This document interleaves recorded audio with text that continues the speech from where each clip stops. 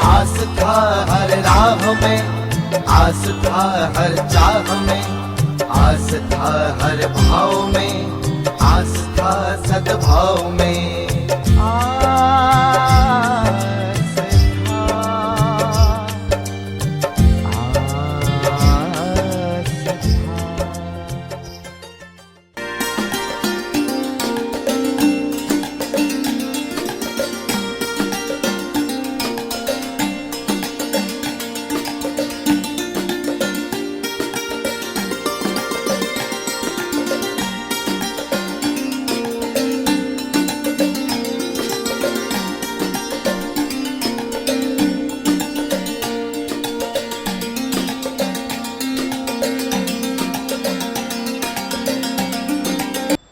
ॐ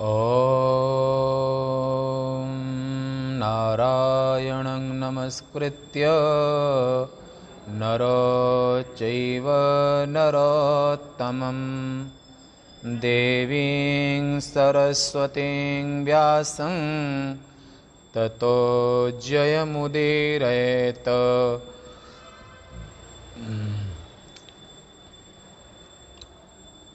त्र्यम्बकं यजामहे सुगन्धिं पुष्टिवर्धनं मा उर्वारुकमिव बन्धनात् मृत्योर्मुक्षीयमामृतात्। बोलो शंकर भगवान के। आज कृष्ण जन्माष्टमी, भाद्र कृष्ण अष्टमी, दिनांक 12/8/2020 इंदौर शहर में गीता भवन ट्रस्ट की ओर से आयोजित प्रातःकाल के सत्र में श्री शिव महापुराण के अंतर्गत विद्येश्वर संहिता में आप कल तक 24 अध्याय तक का श्रवण किया। और इस शिव महापुराण में 7 संहिताएं हैं।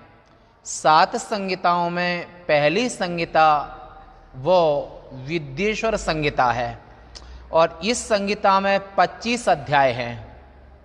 आज का प्रसंग 25वें अध्याय का है। कल से जो शिवपुराण की दूसरी संहिता है और जिस दूसरी संहिता में आप कल से श्रवण करेंगे और जिस संहिता का नाम है रुद्र संहिता, कल से आप शिव महापुराण की रुद्र संहिता में आरंभ श्रवण करेंगे। आज विद्येश्वर संहिता का 25वां अध्याय। आज का विषय है रुद्राक्ष।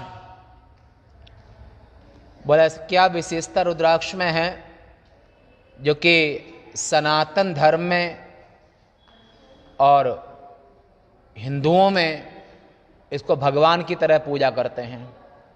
विशेषता है कि सनातन धर्म का एक भी कोई कर्म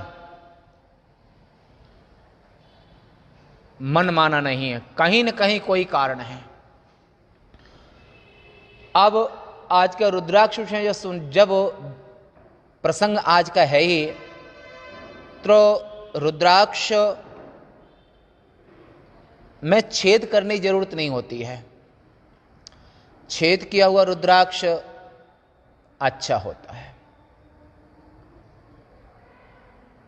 इसकी पहचान होती है कि रुद्राक्ष असली है या नकली है।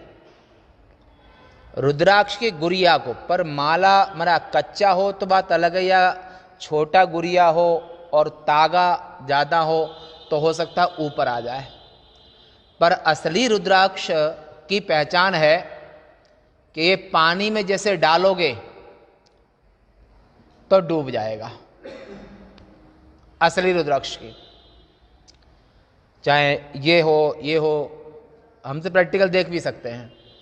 और लकड़ी, सूखी लकड़ी, गीली नहीं कह सकते हैं, सूखी लकड़ी पानी में डूबती है कि नहीं डूबती है? चाहे नाव हो, स्टीमर हो, कोई भी हो, और ये रुद्राक्ष सूखा होने के बावजूद भी पत्थर की तरह डूब जाएगा, यानी कि असली। अगर डूबता नहीं है तो या तो नकली है या कच्चा है। लकड़ी सोचो असंभव जैसा कार्य है। संसार की कोई भी लकड़ी ऐसी नहीं है सूखी हो और पानी में पत्थर की तरह डूब जाए। तो आज ऐसे वेदव्यासी महाराज ने द्वापर के अंत में इस पुराण की रचना की। एक युग पुराना पुराण है। तो सूत जी ने कहा, सौनकर्षे महाप्राज्ञ शिवरूप महामते शृणु रुद्राक्ष महात्म्यं समासात् कथयाम्यहम्। हे सौनकादि ऋषियों, रुद्राक्ष का जो महात्म है उसके विषय में अब श्रवण करें। शिव प्रिय तमो गेयो रुद्राक्षः परम पावनः दर्शनात् स्पर्शनात् जप्यात् सर्व पापहरा स्मृतः। परम पावन यह रुद्राक्ष शिवजी को अत्यधिक प्रिय है। इसके दर्शन से दर्शन स्पर्शन तथा माला के रूप में जप करने से यह सभी पापों का नाश करने वाला है। पहले किसी समय परमात्मा शिव ने भगवती पार्वती के सामने लोकोपकार लोक कल्याण कामना को लेकर के लोकोपकार की कामना को लेकर के रुद्राक्ष की महिमा पिछले किसी युग में कही थी।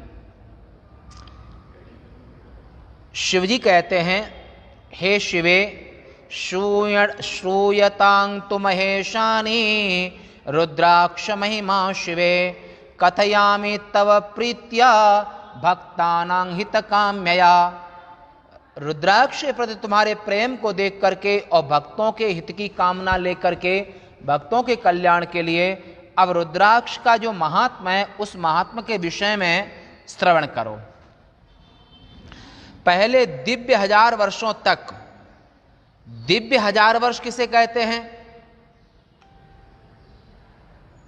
दिव्य 1000 वर्ष का अर्थ होता है कि यहां का 1 वर्ष पृथ्वीलोक का और देवराज का 1 दिन, यहां का 365 दिन का 1 वर्ष होता है और वहां पर यहां के 365 दिन का देवराज का 1 दिन होता है। 6 महीने का दिन, 6 महीने की रात। और इतनी बड़ी ऐसे इतने बड़े यहां का 365 वर्ष और देवताओं का 1 वर्ष। ओम पुनः सुनिए, देवताओं का 365 वर्ष, तब 1 दिव्य वर्ष होता है। वहां का मतलब यहां का 1 वर्ष का देवताओं का 1 दिन, ऐसे 365 दिन का देवताओं का 1 वर्ष।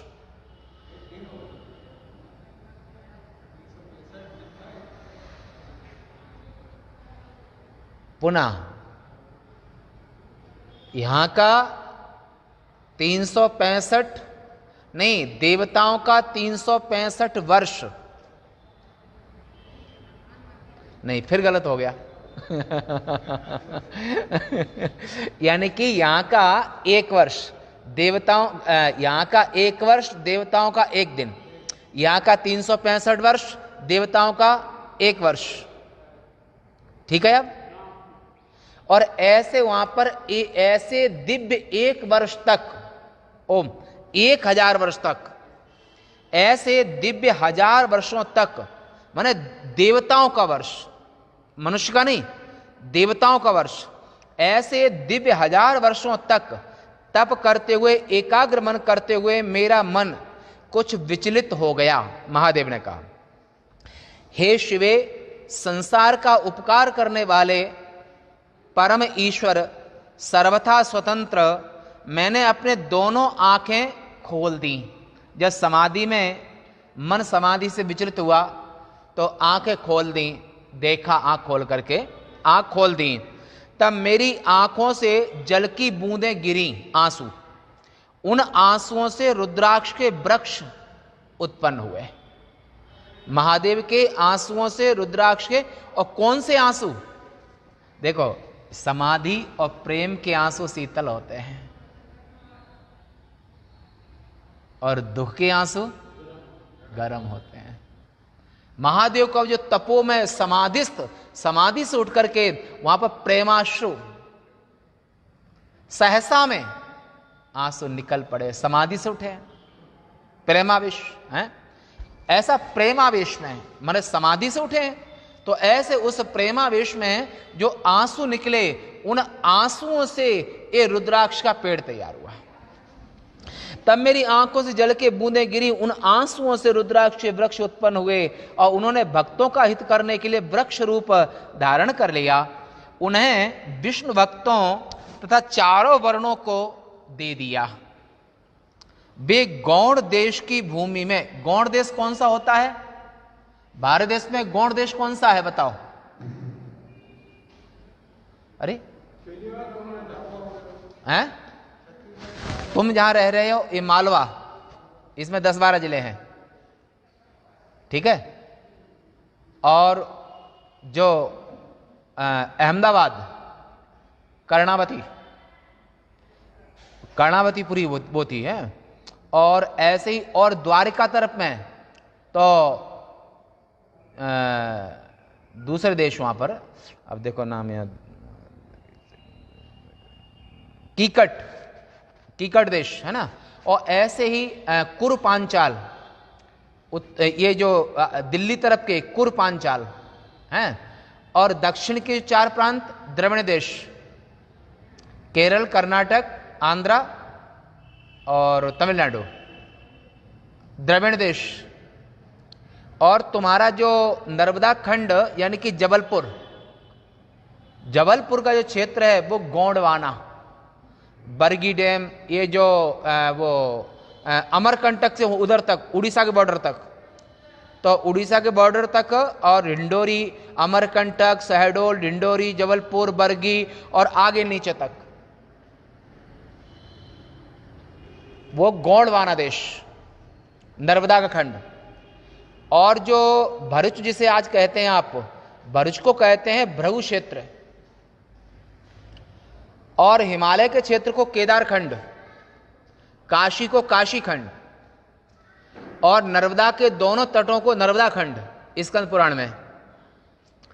और जो जहां पर बाली का राज्य था, जहां हैदराबाद से बस से 4-5 घंटे का रास्ता है, मल्लिकार्जुन ज्योतिर्लिंग, तो मल्लिकार्जुन ज्योतिर्लिंग यहां पर था, उसके आगे आत्मकूर गांव, पंपा सरोवर दक्षिण तरफ में, तो यहां पर सबरी का उनका क्षेत्र है जो हैदराबाद से भी आगे। और ऐसे ही जो जब रामेश्वर, तो रामनाथपुरम वो हुआ, और उसके आगे, रामेश्वर के आगे फिर कुछ टापू पड़ते हैं जो श्रीलंका जिसे कहते हैं, फिर लंका का क्षेत्र शुरू हो जाता है।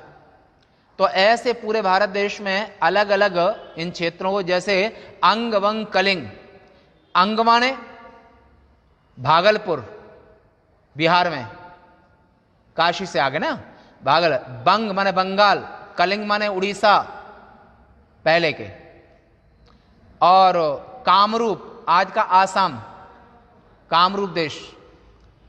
और ऐसे, और ये पूरा का पूरा जो बेल्ट, अरुणाचल से लेकर के, जो पहली बार जो शिवलिंग की उत्पत्ति हुई, जहां पर महादेव और ब्रह्मा जी ऊपर गए थे, महादेव नीचे गए थे, वो अरुणाचल प्रदेश में जो शिवलिंग पैदा हुआ था उसने ना। अच्छा, तो अरुणाचल वहां से लेकर के और ऊपर की पूरी पट्टी कहां तक? अफगान तक, जम्मू कश्मीर, ये केदार, बद्री, केदार, यमुनोत्री, गंगोत्री और जम्बू का क्षेत्र, अमरनाथ गुफा और ये वहाँ तक ये पूरा क्षेत्र, ये कैलाश की पूरी, ये सिद्धों की पूरी भूमि है, जो हजारों वर्षों के सिद्ध वहाँ पर जो भूतज्जयी, माने उनको ठंडी गर्मी का एहसास नहीं होता है ना, तो ऐसे ऊपर का जो बद्री केदार क्षेत्र है वो सिद्धों की भूमि बोली जाती है। हिमालय क्षेत्र कुबेर का क्षेत्र बोला जाता है। और फिर उत्तरवर्ती ऐसे जो है, और ये आप किष्किंधा कांड, वाल्मीकि रामायण के किष्किंधा कांड में विस्तार से है ये चीज। तो ये यहां पर जो गौड़ देश में, यानी कि गौड़ देश माने जबलपुर तरफ का क्षेत्र है, ये जो ढिंडोरी, जबलपुर, बरगी, महाराजवाड़ा, जहां पर रानी दुर्गावती किला, हृदय शाह का किला आज भी है भारत देश में, तो वो उधर का क्षेत्र गौड़ वाला क्षेत्र है। तो ऐसे तो गौड़ देश की भूमि में रुद्राक्ष वृक्ष हुए। ये शिव के प्रिय मथुरा, अयोध्या, लंका, मलयाचल,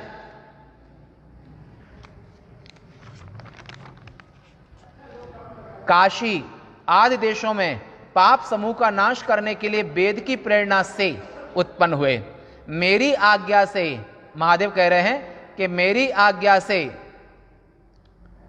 वे रुद्राक्ष ब्राह्मण, क्षत्रिय, वैश्य, शूद्र जाति के हुए। ब्राह्मण रुद्राक्ष ऐसा गौरवर्ण, क्षत्रिय लालिमा लिए हुए, और वैश्य रुद्राक्ष पीलिमा लिए हुए, और जो शूद्र रुद्राक्ष वो कालिमा लिए हुए। ये रुद्राक्ष की 4 क्वालिटी। जैसे भूमि में, भूमि एक है, भूमि पूरी एक है, पर भूमि में लाल मिट्टी, काली मिट्टी और कौन सी मिट्टी, भूरी मिट्टी, सफेद मिट्टी और पीली मिट्टी। पृथ्वी एक है, पत्थर, पृथ्वी में पत्थर भी हैं, कोई काला पत्थर, कोई लाल पत्थर, कोई संगमरमर। तो ऐसे यहां पर तो इनकी रुद्राक्ष की प्रजातियां हुई। तो रुद्राक्ष में ब्राह्मण, क्षत्रिय, वैश्य, शूद्र जाति के हुए। इन्हीं की एक जाति शुभाक्ष भी है। तो ऐसे यहां पर विद्वानों को क्रमशः इनके भेद से ब्राह्मण, क्षत्रिय, वैश्य, ब्राह्मण को श्वेत, क्षत्रिय को रक्त, वैश्य को पीले और शूद्र को काले रुद्राक्ष वो लिए हुए। इन चारों के अलग अलग रुद्राक्ष की क्वालिटी बनाई। तो ऐसे शिव भक्तों के लिए परम और ऐसे रक्त पीत कृष्ण वर्ण के होते हैं, अपने वर्ण के अनुसार इन्हें धारण करना चाहिए। भुक्ति और मुक्ति फल के इच्छुक चारों वर्णों को रुद्राक्ष के फलों को धारण करना चाहिए। विशेष करके शिव भक्तों को शिव तथा पार्वती को प्रसन्न करने के लिए इन्हें धारण करना चाहिए। आंवले के फल के समान जो रुद्राक्ष होता है, ये थोड़ा छोटा है। पहले कंठा था तो वो केदारनाथ में छूट गया, वो बड़ा था, तब से उस जैसी कंठे खोज करते भी तो मिला ही नहीं। ये आंवले छोटा है, तो इससे थोड़ा बड़ा और कंठे का होना चाहिए। आंवले के समान वर्ण वाला रुद्राक्ष उसके लिए पहनने के लिए शुभ माना, अच्छा माना है। तो आंवले के फल के समान रुद्राक्ष को उत्तम कहा गया है।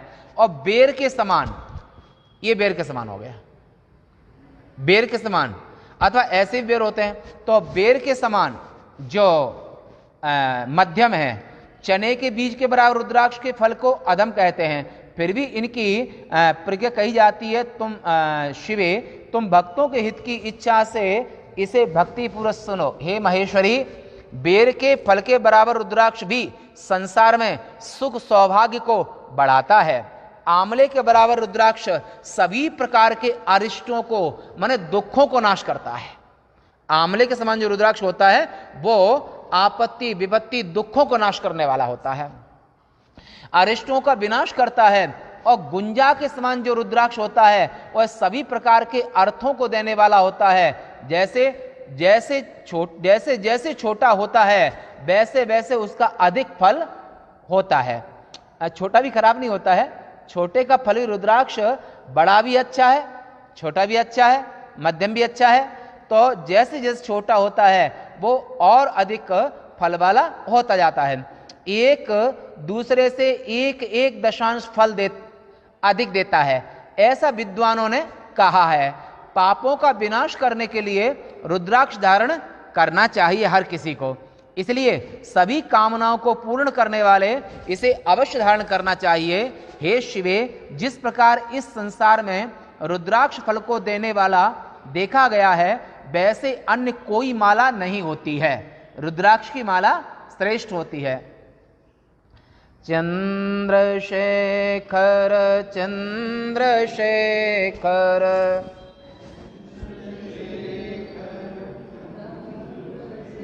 चंद्रशेखर चंद्रशेखर।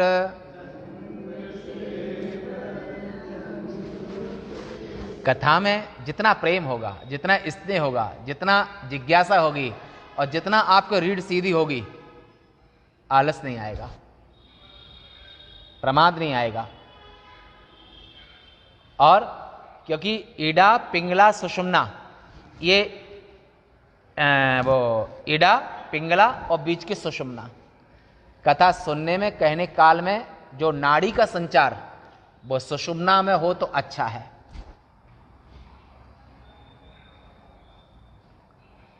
और सूर्य नाड़ी जब दायां स्वर चलता है तो सूर्य नाड़ी, जब बायां स्वर चलता है तो चंद्र नाड़ी,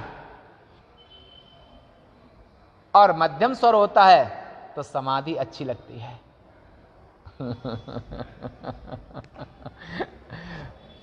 सच्चिदानंद भगवान के। इसलिए सभी कामनाओं को पूर्ण करने वाले इस अवश्य धारण करें।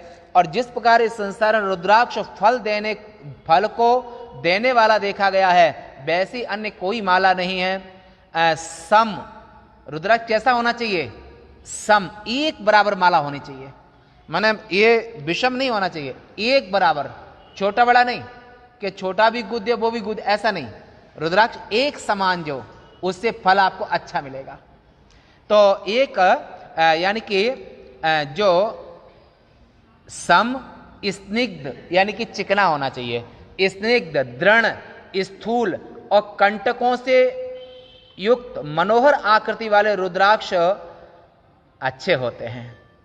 कंटक तो होते ही हैं, कंटक ही तो हैं, है? तो जो ऐसे ऐसे होते ना ये, और ये 5 मुखी रुद्राक्ष इसमें आगे आगे आएगा तब बताएंगे। और जिसमें छिद्र स्वयं छिद्र हो वही उत्तम रुद्राक्ष है। पुरुष के प्रयत्न द्वारा छिद्र किया हुआ मध्यम होता है। रुद्राक्ष धारण करने से महापापों का नाश होता है। 1100 रुद्राक्ष धारण करने से मनुष्य रुद्र रूप हो जाता है। और 1100 रुद्राक्ष जो फल है सैकड़ों वर्षों में वर्णन नहीं किया जा सकता है। 11 मालाएं पहन लो तो 1100 रुद्राक्ष हो गए। और जो भक्ति पूर्वक 550 रुद्राक्ष को धारण करता है वह मुकुट कहते हैं उसको, और वह भक्ति वाला पुरुषोत्तम होता है। मनुष्य भक्ति युक्त होकर के 360 रुद्राक्ष की 3 लड़ी बना करके यज्ञोपवीत की तरह, ऐसे 360 रुद्राक्ष की 3 लड़ी बना करके यज्ञोपवीत की भांति धारण करें। हे शिवे, शिखा में 3, दाहिने और बाएं दोनों कानों में 6 रुद्राक्ष धारण करें। 101 गले में, बाहों में 11, ऐसे बाहों में 11, और भी रूप है 11 भी है, और बाह के हिसाब से 11। इसी प्रकार कूरपर माने कोहनी, है ना, कूरपर माने कोहनी और मणिबंध में रुद्रा धारण करे। शिव भक्त मनुष्य को जनेऊ में 3 और 5 कमर में धारण करना चाहिए। हे शिवे, इतनी संख्या में जितने रुद्राक्ष धारण किए हों उसका स्वरूप प्रणाम करने योग्य होता है, वह शिव की भांति प्रणाम करने योग्य हो जाता है। इस प्रकार अपना बाहरी स्वरूप बना करके जब वह आसन पर आसन लगा करके शिव के ध्यान में मग्न होकर के और शिव का जप करने लगता है, नमः शिवाय शिव नमः शिवाय, ऐसे महादेव के पंचाक्षरी ओंकार स्वरूप इस पंचाक्षरी मंत्र का जप करने लगता है, तब वह उसे देख करके मानव पापों से मुक्त हो जाता है, उसे पाप नहीं छू सकता है। यहां तक 1100 रुद्राक्षों को धारण करने की विधि कह दी हमने। उसके अभाव में से एक सरल प्रकार का मैं वर्णन कर रहा हूं। शिखा में 1 रुद्राक्ष, सिर में 30, ऐसे गले में 50, दोनों बाहों में 16-16 धारण करें। माने पहले 11 थे, अभी 16 है ना, ऐसे अलग। माने ये जैसे बाह मोटी है तो ज्यादा है, तो यहां 16, तो 16 धारण करें। और मणिबंध में 12, कंधों में 500 धारण करें और 108 रुद्राक्षों की माला को उपवीत की भांति धारण करें। बड़ी माला 108 की आप यहां से यहां तक पहन सकते हैं। कभी आप उज्जैन उपनिषद आश्रम आएंगे तो बताएंगे आपको, हमारे पास हैं सब है? तो वहां आप दिखाएंगे आप हैं। तो ऐसे गले में 50, दोनों बाहों में, ये हो गया। इस प्रकार जो दृढ़ व्रत वाला भक्त 1000 रुद्राक्षों को धारण करता है उसे सभी देवता भी नमस्कार करते हैं, क्योंकि वह वैसा ही पूज्य होता है जैसे शिव। 1 रुद्राक्ष शिखा में, 40 सिर में, 32 गले में और हृदय में, ये जो कंठा 33 का होता है। तो ये जो आप देख रहे हैं ना, तो ऐसे यहां पर ये 33वां है और इसको छोड़ करके शेष 32 हैं। तो सन्यासी जन और नैष्ठिक ब्रह्मचारी या कोई भी 32 गले में, 33वां उसका सुमेरु होता है। 33 कुल हो गए, ये धारण किया जाता है। तो इसलिए वहां पर 32 गले में और हृदय में 108, माने जो नीचे तक स्पर्श करता हो 108, 1-1 दोनों कानों में और 6-6 भुजाओं में, 16-16 हाथों में सूर्य के मान माने 12 से दूना 24, या तो 12 या 24 भी धारण कर सकता है। इतनी संख्या में भक्ति पूर्वक जिसने रुद्राक्ष किए हैं वह उत्तम शिव भक्त है, वह शिव की भांति पूजा जाता है और उसे सभी बार बार प्रणाम करते हैं और करना भी चाहिए। भस्म, रुद्राक्ष, चंदन और सिर में ईशान मंत्र से, कानों में तत्पुरुष मंत्र से, गले तथा हृदय में अघोर मंत्र से, अघोरेभ्यो अत घोरेभ्यो घोर घोरतरेभ्य सर्वेभ्य सर्व सर्वेभ्यो नमस्ते असरुद्र रूपेभ्य। पर इन सब मंत्रों को हम बोल नहीं सकते हैं, टाइम कम है, और इसी में आज ही कम से कम 100 से ऊपर श्लोक हैं। 1 मिनट में एक श्लोक भी तब भी 100 मिनट चाहिए, क्योंकि विस्तार है ना। और आपको 464 दिन में 24,672 श्लोकों की व्याख्या सुननी है। श्रीमद् भागवत महापुराण में 18,000 श्लोक हैं, ब्रह्मांड पुराण में 18,000 श्लोक हैं। तो ऐसे, और ये तो 18,000 से भी ऊपर है, तो थोड़ा सा एकाग्र मन से सुनना चाहिए। तो ऐसे वहां पर अघोर और बीज मंत्र, दोनों हाथों में रुद्राक्ष धारण करे। 15 रुद्राक्षों की माला वामदेवेन मंत्र से उदर में धारण करे। सद्यो जातं प्रपद्यामि सद्यो जाताय वै नमो नमः। तो इस मंत्र से 5 ब्रह्म मंत्रों से दूसरे अंगों में 3, 5 अथवा 7 माला धारण करे। मूल मंत्र से सभी रुद्राक्षों को धारण करे। मूल मंत्र माने नमः शिवाय, शिवाय ये मूल है, कुछ नहीं आता है। और ये ओंकार, जो पंचाक्षरी मंत्र है ये ओंकार स्वरूप है, कुछ नहीं आता है। तो नमः शिवाय, नमः शिवाय शिव, नमः शिवाय, शिवाय नमः, शिवाय नमः, नमः शिवाय, नमः शिवाय, शिवाय नमः, शिवाय नमः। चाहे नमः शिवाय करो चाहे शिवाय नमः करो, ऐसे आत्मस्वरूप शिव को हम नमन करते हैं। ये शवाकार, ये देह शवाकार है और इस देह के अंदर में, शव के अंदर जो रहने वाला है उसे शिव कहते हैं और प्रत्यक्ष उसे प्राण कहते हैं। तो बताओ संसार में ऐसा कौन सा प्राणी है जिसमें आत्मा न हो, शिव न हो? आत्मा त्वं चरः प्राणा शरीरंगम पूजाते विषयोपभोग रचना निद्रा समाधि स्थिति संचारा सब तब प्रदक्षिण विदो स्तोत्राणि सरवागिरो। ये जो वाणी बोल रहे हैं ये जगन्नाथ भगवान की स्तुति कर रहे हैं, माने महादेव ही जगन्नाथ हैं, तो उनकी स्तुति कर रहे हैं। स्तोत्राणि सरवागिरा, सरवागिरा है ना, जितनी भी वाणी है तो महादेव की स्तुति है। यद्यत कर्म करोमि तत्तदखिलम शंभो तवाराधनम, हे महादेव, हे आत्मस्वरूप महादेव, इस तरह से जो जो कर्म करूं वो आपकी सेवा बन जाए। ऐसे महादेव का भाव रखते हुए, परंतु एक नियम भी है कि मद माने मांस, मदिरा, लहसुन, प्याज, सहजन और श्लेष्मान तक यानी कि लिसोड़ा, लिसोड़ा क्या कहते हैं, क्या कहते हैं, लसोड़ा, लसोड़ा कहते हैं ना। वैसे अचार तो स्वादिष्ट लगता है वैसे, हैं? बड़ा अच्छा अचार बनता है इसका भी। हाँ, लसोड़ा कहते हैं ना, हैं? लेशमा क्या?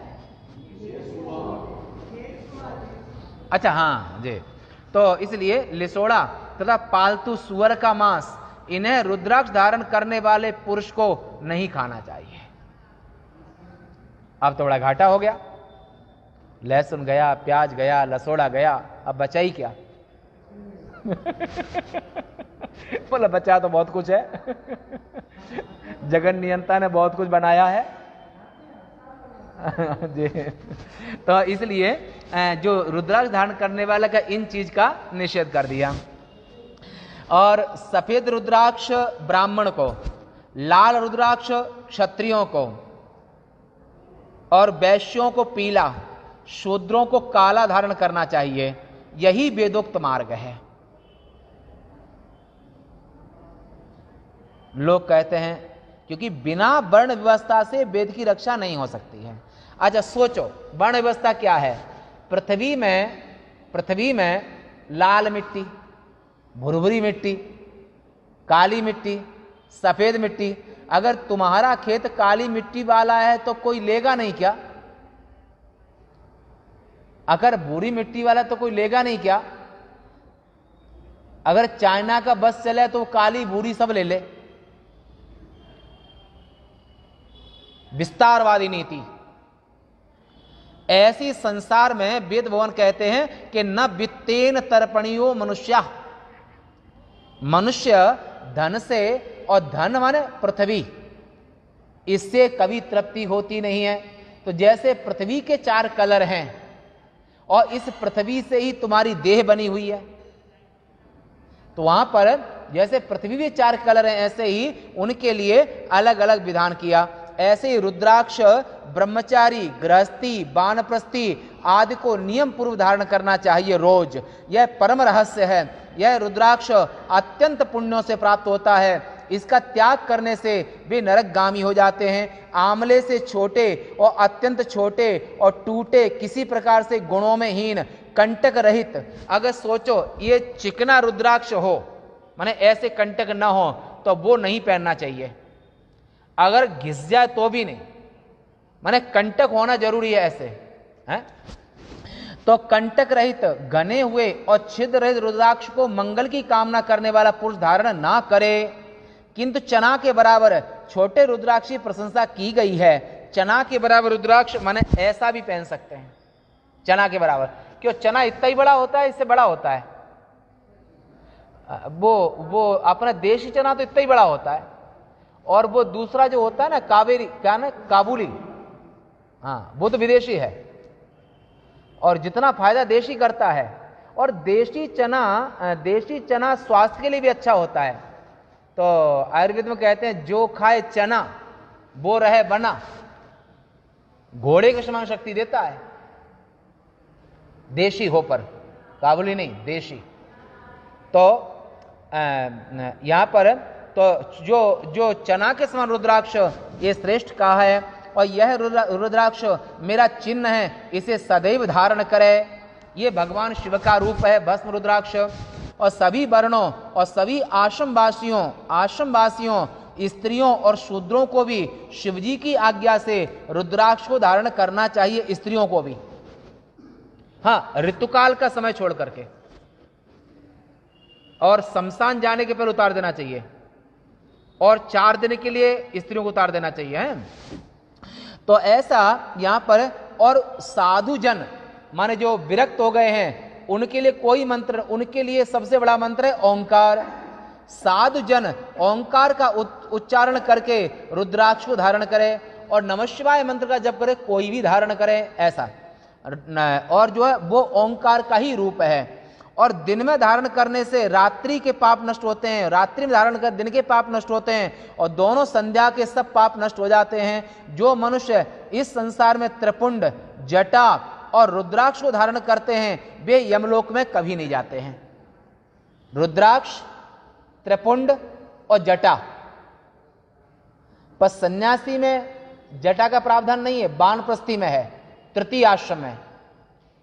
जो तृतीय आश्रम है यानी कि गृहस्थ आश्रम के 50 वर्ष तक गृहस्थ पूरा हो जाता है, और 50 से 70 वर्ष तक यानी कि 20 वर्ष तक वानप्रस्थ आश्रम, तो उस वानप्रस्थ आश्रम में जटा का विधान आता है।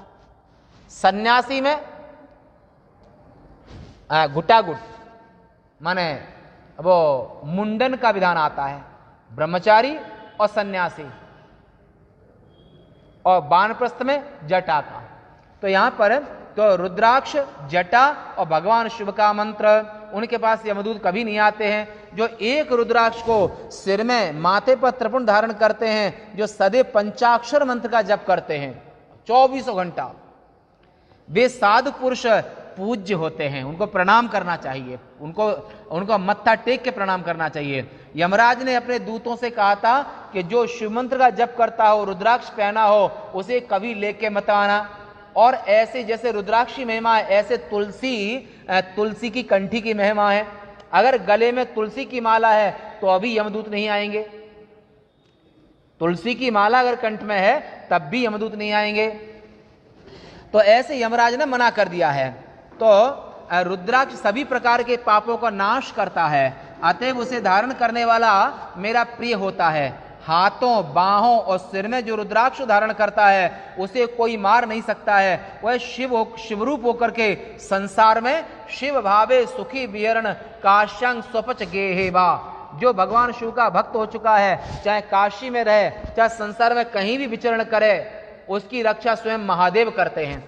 और स्वयं महादेव जिसकी रक्षा करें उसका भक्षक कौन हो सकता है।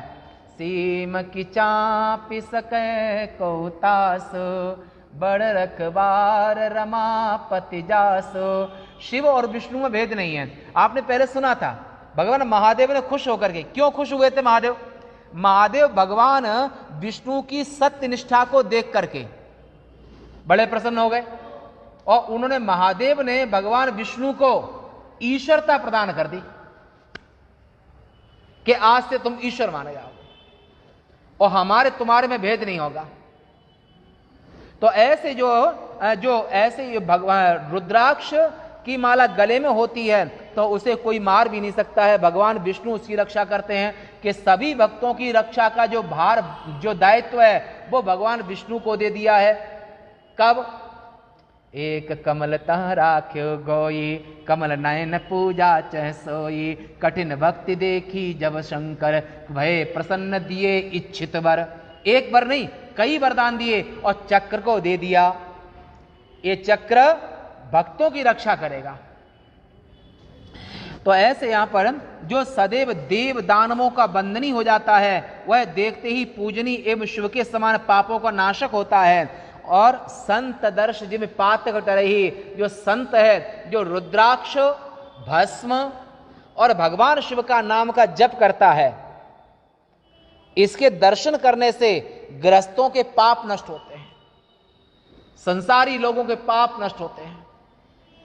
तो ये यहां पर ध्यान तथा ज्ञान से रहित जो पुरुष रुद्राक्ष को धारण करता है वह सब पापों से छूट करके परम गति को प्राप्त करता है। रुद्राक्ष माला से मंत्र जप करने का फल करोड़ गुना हो जाता है।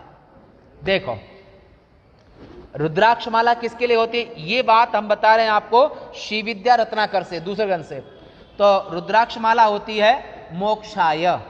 अगर आप बंधन नहीं चाहते हैं और मुक्त होना चाहते हैं, चाहे वो अविद्या का बंधन हो और चाहे राजा का जेल में पड़े हो, तो बंधन मुक्त होना चाहते हो तो भगवान शिव के मंत्र को रुद्राक्ष की माला से जप करोगे तो रुद्राक्ष मोक्षाय। लाल चंदन की माला से भुक्त भोगाय, माने आप युवा रहेंगे, धन धान से संपन्न रहेंगे लाल चंदन की माला से। मंत्र एक है, जप करने वाला एक है, पर माला का भेद है, किस माला से जप कर रहे हो। और तुलसी की माला मोक्षाय, अनिष्ट नाश के लिए, और माणिक्य स्वराज्याय, अगर आपको प्रधानमंत्री बनना है, राष्ट्रपति बनना है, तो आप माणिक्य की माला से खूब जप करो, तपस्या करो, तो इस जन्म में नहीं तो अगले जन्म में राजा बनोगे।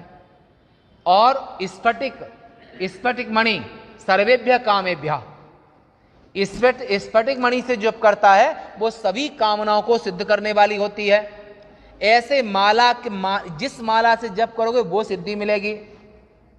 और रुद्राक्ष माला से जप करता है उसके करोड़ गुना फल होता है, उसे अकाल मृत्यु कभी कष्ट नहीं दे सकती है। और त्रिपुंड के सहित जिसके अंगों में रुद्राक्ष शोभित होता है वह मृत्युंजय का जप करता है, उसे देखकर शिव दर्शन के समान फल मिलता है। भस्म लगाए हो, रुद्राक्ष पहने हो और महामृत्युंजय का अनुष्ठान कर रहा हो, जो मार्कंडेय ऋषि ने किया, लोमस ऋषि ने किया, इनको भगवान शिव ने अपनी आयु दे दी। और मृत्युंजय मंत्र के अधिष्ठाता देवता कौन है? महाकाल। महाकाल की आराधना मृत्युंजय मंत्र जो करता है उसे फिर कभी जन्म नहीं लेना पड़ता है। उसके कष्ट ऐसे कट जाते हैं जैसे सांप कैंचुल को छोड़ देता है। और जो कोई भगवान शिव का भक्त जो मृत्युंजय मंत्र का जप कर रहा है, रुद्राक्ष माला पहने, भस्म लगी है, उसको शिव समझ के प्रणाम करना चाहिए। शिव दर्शन का फल उसे मिलता है। हे शिवे, जो पंच देवों का उपासक है या सभी देवता जिसे प्रिय हैं, वह सभी मंत्रों को रुद्राक्ष माला से जपे। आप शक्ति मंत्र, वैष्णव मंत्र, शिव मंत्र, कोई भी मंत्र हो, रुद्राक्ष माला से किसी भी मंत्र का जप किया जा सकता है। पंचदेव प्रियश्चैव सर्वदेव प्रियस्तथा सर्वमंत्रान् जपेत भक्तो रुद्राक्ष मालया प्रिय। रुद्राक्ष की माला से किसी भी मंत्र का जप किया जा सकता है। और विष्णु आदि देवताओं के भक्त भी निसंदेह रुद्राक्ष को धारण करें। और शिव भक्त को तो विशेष रूप से रुद्राक्ष पहनना चाहिए। रुद्राक्ष अनेक प्रकार के कहे गए हैं, उनके भेदों को मैं कहता हूं, भक्ति के साथ उन्हें तुम सुनो। ये बे भुक्ति और मुक्ति माने भोग और मोक्ष दोनों ही उस जीव को मिलते हैं। एक मुख वाला जो रुद्राक्ष है वो शिव का रूप है और भुक्ति मुक्ति दोनों को देने वाला है। उसके दर्शन मात्र से ब्रह्म हत्या का नाश होता है। जहाँ इसकी पूजा होती है वहाँ लक्ष्मी कभी दूर नहीं जाती हैं, हमेशा लक्ष्मी रहती हैं। सभी उपद्रवों का नाश हो जाता है और सभी मनोरथ सिद्ध होते हैं। दो मुख वाला देव देवेश सभी कामनाओं को पूरा करता है और वह गो हत्या के पाप से मुक्त हो जाता है। तीन मुख वाला जो रुद्राक्ष होता है वो सभी साधनों को देता है और विद्याएं उसके प्रभाव से सभी विद्याएं उसको प्राप्त होती हैं। चार मुख वाला रुद्राक्ष ब्रह्मा का स्वरूप है और नर हत्या का पाप नष्ट होता है और धर्म अर्थ काम मोक्ष चारों की प्राप्ति होती है। जो पांच मुख वाला रुद्राक्ष है वो भगवान महाकाल का रूप है। जो पंचमुखी रुद्राक्ष है वो भगवान महाकाल का रूप है। ऐसा वो भगवान महादेव महाकाल का रूप है, उसे मृत्यु कभी नहीं आ सकती है। वो मरने के बाद जन्म लिया है तो शरीर छोड़ना पड़ेगा, पर जन्मो ही कोवा यस्य पुनर्जन्म, जन्म किसका सार्थक है जिसे दोबारा जन्म ना लेना पड़े, शंकराचार्य महाराज ना। तो ऐसा तो चार मुख वाला रुद्राक्ष ब्रह्मा का रूप है और पांच मुख वाला वो कालाग्नि माने महाकाल का रूप है और भक्तों को भुक्ति और मुक्ति दोनों देने वाला है। भगवान शिव का जो अर्घा है वो हर जगह पर अर्घा उत्तर मुखी होता है, केवल महाकाल ज्योतिर्लिंग को छोड़ करके। और महाकाल ज्योतिर्लिंग जहां पर विद्यमान है वो पूरी पृथ्वी का नाभि केंद्र है। महादेव पूरी पृथ्वी का नाभि केंद्र है जो महाकाल ज्योतिर्लिंग है। तो ऐसा जो वो काला अग्नि रूप है ना, अगम्य स्त्री के साथ गमन करने से, अभक्ष पदार्थों को खा लेने से सभी प्रकार के पाप जो करता है उन सभी पापों से मुक्ति होती है। और 6 मुख का रुद्राक्ष षडानन का रूप है, ब्रह्म हत्या से मुक्ति प्रदान करता है। और 7 मुखी रुद्राक्ष ये जो है वो दरिद्रता को नाश करने वाला है। 7 मुखी रुद्राक्ष पहनता है उसकी दरिद्रता नष्ट होती है। और 8 मुखी रुद्राक्ष वो 8 वसुओं का रूप है और भैरव का रूप है। और ये पूर्णायु माने आयु माने अल्पायु को नष्ट करता है, आयु प्रदान करने वाला है 8 मुखी। और 9 मुख वाले रुद्राक्ष को भैरव कपिल कहते हैं और उसकी अधिष्ठात्री देवी नव दुर्गा हैं और उसे धारण करने से कामनाएं पूर्ति होती हैं। और जो 10 मुखी रुद्राक्ष है वह जनार्दन का स्वरूप है, भगवान विष्णु का रूप है, भगवान विष्णु का रूप है 10 मुखी रुद्राक्ष।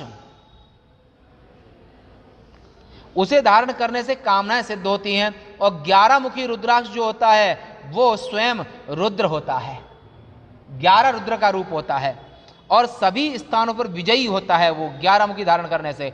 और 12 मुख वाले रुद्राक्ष को जो सिर पर धारण करता है यहां पर वो आदित्यों के समान महिमावान माने यशस्वी, तेजस्वी और कीर्तिवान होता है 12 मुखी रुद्राक्ष। और जो सिर पर धारण करना चाहिए वह 12 आदित्यों के समान महिमा को प्राप्त करता है। और 13 मुख वाला रुद्राक्ष होता है वो विश्वे देवा उनका रूप होता है। और उसे 13 मुख वाले रुद्राक्ष धारण करने से मानव सभी कामनाओं को प्राप्त करता है, सौभाग्य को प्राप्त करता है और घर में प्रतिदिन मंगल होता है। और 14 मुख का जो रुद्राक्ष है वह परम शिव सदाशिव शिव कामेश्वरांकस्ता पंच प्रेता संस्थिता सेयं विराजते देवी महात्रिपुर सुंदरी। ये जगन माता का विग्रह है, जहां पर मां का जो आसन है वहां पर 14 जो शिव का रूप है माने ब्रह्म स्वरूप है, ज्ञान स्वरूप है, संविद स्वरूप है, निर्गुण स्वरूप है। ऐसे परम शिव उसे भक्ति पूर्वक सिर में धारण करना चाहिए, करने से सभी पापों का नाश होता है। मूर्ख और मुखों के वेद से रुद्राक्ष के वेद कहे गए हैं और इसे प्रेम पूर्वक श्रवण करें। ओम ह्रीं नमः 1 मुखी रुद्राक्ष, ओम नमः 2 मुखी, क्लीं नमः 3 मुखी, ओम ह्रीं नमः 4 मुखी, ओम ह्रीं नमः 5 मुखी, ओम ह्रीं हुं नमः 6 मुखी और हुं नमः ये 7 मुखी, ओम हुं नमः 8 मुखी और हुं नमः 9 मुखी और ह्रीं नमः 10 मुखी और ह्रीं हुं नमः 11 मुखी रुद्राक्ष और ओम क्रों क्षौं रों नमः ओम ह्रीं नमः 13 मुखी, ओम नमः 14 मुखी। पूरे मंत्र ये 14 रुद्राक्ष के मंत्र कहे। ऐसा हे शिवे, इस तरह से व्यक्ति इन मंत्रों को बोल करके धारण करें और सब प्रकार के अर्थ, धर्म, काम, मोक्ष सभी सिद्धियां और सिद्धि के लिए आलस रहित होकर के रुद्राक्षों को धारण करना चाहिए। जो मनुष्य भूलोक में बिना मंत्र का उच्चारण कर रुद्राक्ष धारण कर लेता है उसे नरक में जाना पड़ता है। रुद्राक्ष को मंत्र के सहित धारण करना चाहिए, पहनना चाहिए। जब तक 14 इंद्र अपनी आयु को पूरी नहीं कर लेते तब तक वो नरक में वास करना पड़ता है।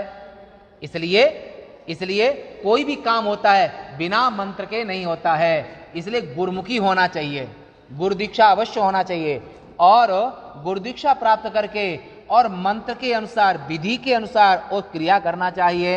रुद्राक्षी माला धारण करने वाले को देखकर जो रुद्राक्षी माला पहनता है, लड़कियों को भी पहनना चाहिए, लड़कों को भी पहनना चाहिए। अगर आप शमशान चले गए हैं कहीं पर भी तो रुद्राक्ष की माला गले में है तो आपको उद्दंड भूत बेताला ब्रह्म राक्षसा, ये जो बुरी आत्माएं हैं यानी कि भूत प्रेत पिशाच डाकिनी शाकिनी और भी जो बैर करते हैं वे सब तुम्हारी ओर उनका असर नहीं होगा। रुद्राक्षमालिनं दृष्ट्वा भूत प्रेत पिशाचकाः डाकिनी शाकिनी चैव ये चान्ये द्रोह कारका, ये जो बुरी आत्मा है ये तुम्हारे शरीर के अंदर प्रवेश नहीं करेंगी। तो रुद्राक्ष को स्त्री पुरुष लड़की लड़के जवान बूढ़े सबको पहनना चाहिए। कुछ नहीं हो तो एक ही माला पहनो। महाकाल का रूप है 5 मुखी रुद्राक्ष, एक ही को पहनो। तो ये बुरी आत्माएं, तो जो कृत्रिम अविचार आदि ये सब दूर से ही रुद्राक्षधारी को देखकर चले जाते हैं, और रुद्राक्ष माला धारण करने वालों को देखकर शिव, विष्णु, देवी, गणेश, सूर्य और भी देवता बड़े प्रसन्न होते हैं, खुश होते हैं, आनंदित होते हैं रुद्राक्ष माला धारण किए और भस्म लगाए को देख करके। इस प्रकार रुद्राक्ष के महात्म को जानकर धर्म की वृद्धि के लिए भक्ति पूर्व रुद्राक्षों को भली भांति धारण करना चाहिए। इस प्रकार भगवान शिव ने पार्वती के सामने भुक्ति और मुक्ति, भोग और मोक्ष दोनों की प्राप्ति का साधन बताया। भस्म रुद्राक्ष धारण करने वाले भक्त शिवजी को अत्यंत प्रिय हैं। इनको धारण करने के प्रभाव से ही भुक्ति तथा मुक्ति प्राप्त होती है। जो सदैव भस्म और रुद्राक्ष धारण करता है वो शिव भक्त कहा जाता है, पर पूरा नहीं हुआ है। पंचाक्षर जप करने में जो लगा रहता है वह परिपूर्ण कहलाता है। ये विद्येश्वर संहिता का 25वें अध्याय का 90 श्लोक है। भस्म रुद्राक्षधारी यह शिवभक्त स उच्यते, पंचाक्षर जपासक्ता परिपूर्णश्च सन्मुखे। रुद्राक्ष पहनना, भस्म धारण करना और भगवान शिव के पंचाक्षरी मंत्र का जप करना, ये पूर्ण पुरुष होता है। भस्म और त्रिपुंड तिलक को और बिना रुद्राक्ष धारण किए बिना यदि महादेव की पूजा की जाती है तो वो फल नहीं देती है। हे मुनिवर, आपने जो पूछा था वह सब मैंने वर्णन कर दिया। भस्म और रुद्राक्ष का महात्मा सभी इच्छाओं की पूर्ति करता है। जो इस परम शुभ महात्मा को प्रतिदिन सुनता है वह रुद्राक्ष तथा भस्म की महिमा से सकल मनोरथों को प्राप्त कर लेता है। इस लोक में सभी प्रकार के सुखों को भोग करके मनुष्य जीवन का सभी सुख उसको प्राप्त होते हैं। स्त्री, पुत्र, धन, धान्य और पति सुख, पत्नी सुख, ऐश्वर्य सुख, मान सम्मान सब प्राप्त होता है। और भोग करके पुत्र पौत्रादि से युक्त होकर के मरने के बाद मोक्ष पा करके शिवजी का अत्यंत प्रिय होता है। और हे मुनिवरों, आप लोगों से यह विद्येश्वर संहिता कह दी, यह शिवजी की आज्ञा से प्रतिदिन सब प्रकार की सिद्धि को देती है, अंत में मुक्ति प्रदान करती है। और विद्येश्वर संहिता यं कथिता वो मुनीश्वरा सर्वसिद्धि प्रदानित्यं मुक्तिदा शिव शासनात्। ये भगवान शिव के शासन से, शिव के अनुग्रह से और शिव की कृपा से ये विद्येश्वर संहिता का यहाँ प्रसंग पूरा होता है। अब कल आप रुद्र संहिता आरंभ से श्रवण करेंगे। अब 6 संहिताएं बची हैं और ये 6 संहिता शायद रुद्र संहिता के में ही ये शरीर का यहाँ से जाने का समय भी आ जाएगा, क्योंकि इस लोक में सबके आने और जाने का समय निश्चित होता है। चातुर्मास भी पूरा हो जाएगा हमारे, तो इसी में जाना भी पड़ेगा। जो आया सो जाएगा, राजा रंग फकीर। एक विमान चढ़ चला, एक बांध जाए जंजीर। तो हमारे कोषाध्यक्ष जी हमको पैदल तो नहीं भेजेंगे वैसे बड़े उदार हैं संतों को बहुत ध्यान रखते हैं, तो ये पैदल तो नहीं भेजेंगे। क्या पैदल भेजेंगे क्या भाई, सबका बड़ा विश्वास है आपके ऊपर। तो वो जो है आने का जाने का किराया बड़ा सब सेवा करते हैं, सभी संतों की हैं, संतों की, ब्राह्मणों की, और यही नहीं रोगियों की भी। अपना कहला ये गीतावन ट्रस्ट की ओर से ये जो रुग्णालय,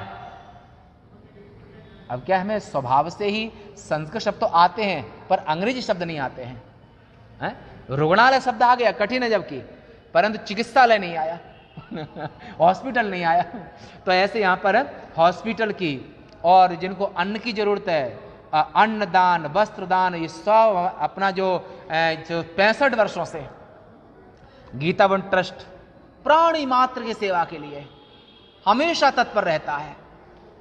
ये भारत देश में, मध्य प्रदेश में, इंदौर शहर में जो गीतावन ट्रस्ट जो सभी के लिए जिसको जो आवश्यकता है, अन्न की, वस्त्र की, औषधि की, वैद्यों की, यहाँ शायद कितनी नर्सें होंगी अपने हॉस्पिटल में?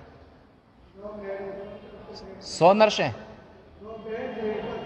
नर्सें कितनी हैं? 70-80 नर्सें हैं। और डॉक्टर कितने होंगे? डॉक्टर भी काफ़ी हैं।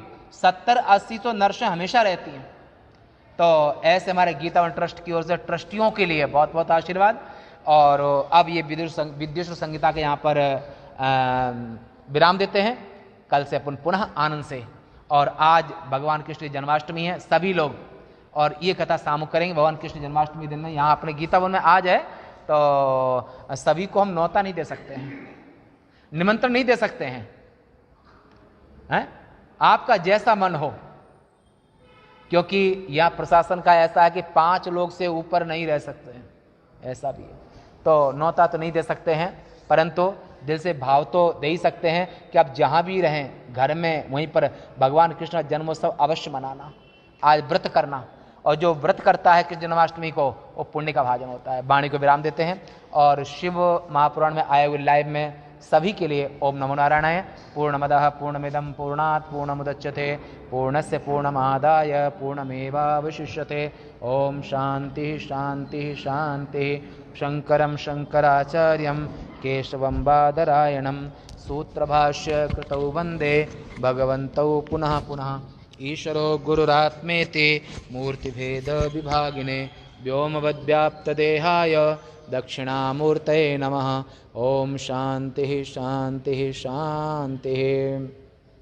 सत्य सनातन धर्म के, बालकृष्ण भगवान के, सभी संत हरिभक्तन के, गीता गंगा मात के, नमः पार्वती पते, हर हर महादेव। अब आपको हमारे गीतावन ट्रस्ट के जो ट्रस्टी हैं, पदाधिकारी हैं, कोषाध्यक्ष जी हैं, वो कुछ कहेंगे, हम श्रवण करते। ओम हरिओम। बोल श्री